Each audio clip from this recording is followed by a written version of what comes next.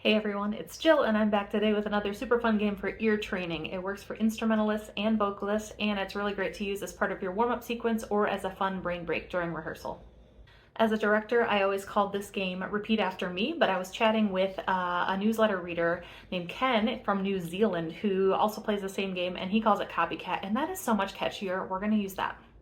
Here's how to play with very young beginners or kids that have maybe been playing for a couple of years but have never done this game before. You start with a single pitch. So I would go with maybe a concert B flat for band kids or an open string for string players, any comfortable pitch on vocalists. And I always use scale degrees. This will come into play in just a second, but for vocalists, this might look like using solfege. But for band and orchestra kids, this would be note 1 of whatever scale you're working on. Once everyone knows what note you're starting on, make sure they have their instruments or voices ready to sing or play, and then I'm going to start a metronome because I'm going to play a 4-count rhythm on that decided note or sing it, and then they're going to repeat after me immediately with no beats missed. Pardon me while I start my metronome. Once that's going, I'll count them off, and then I'll decide my rhythm, and then I point at them when it's their turn to play. 1, 2, 3.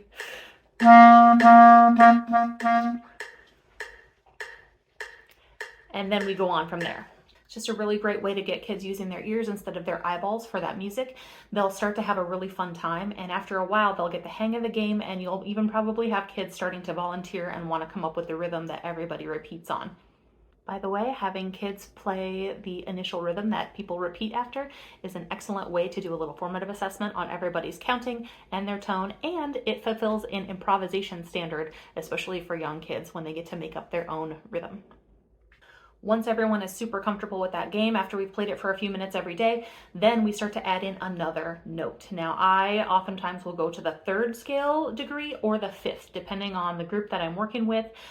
For string players, this might be, we're going to work on 2 different open strings to get that bow movement.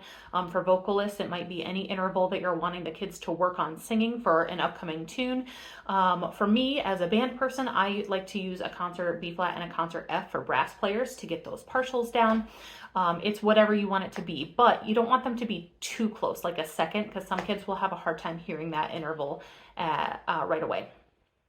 Then we're going to play the same exact game, but using 2 notes. So I might go 1, 2, 3, 4, and they have to hear whatever that interval is and repeat it after you. Now adding the added challenge of pitch instead of just rhythm.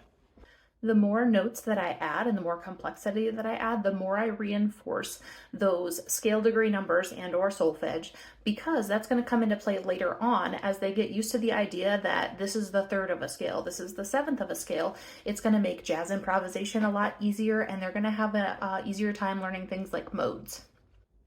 Once they've got the hang of one scale, you can move on to another scale and start learning scale degrees in those keys, and it's just a really fun way to get kids to decentralize their vision when they're coming to learning music. It's a new way to learn things. Some kids will love it because they struggle to read music anyway and their ears are better. Some kids will fight you every step of the way, but it's another important way to learn music, and it will train their ears at the same time.